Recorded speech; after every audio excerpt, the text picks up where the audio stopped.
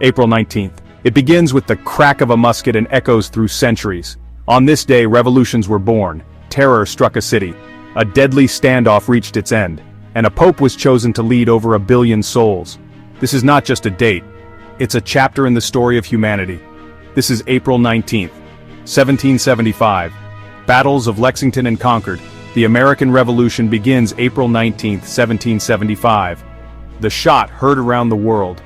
British troops arrived in Lexington, Massachusetts to seize colonial weapons, but they were met by 77 Minutemen. A musket fired, history doesn't remember who, and a revolution began.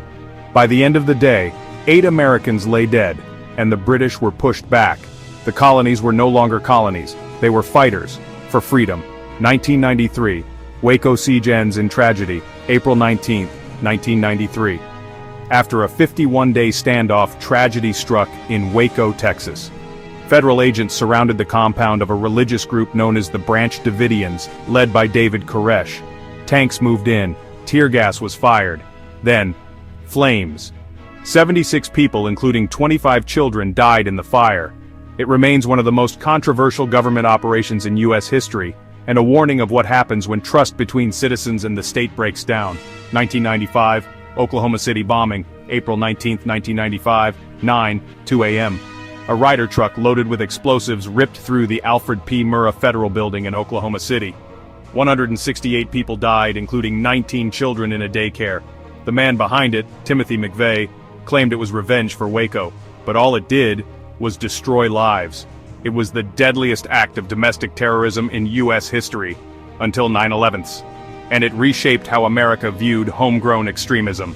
2005. Pope Benedict XVI is elected April 19, 2005. White smoke rose over the Vatican. Bells rang out across Rome. The world had a new pope. Joseph Ratzinger, a quiet theologian from Germany, was elected as Pope Benedict XVI, the 265th Pope of the Catholic Church. He succeeded Pope John Paul II, stepping into a legacy of global influence.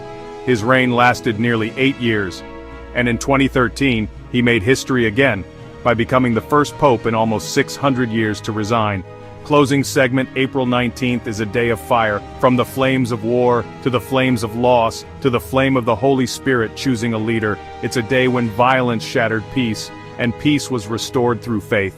What moment moved you most today?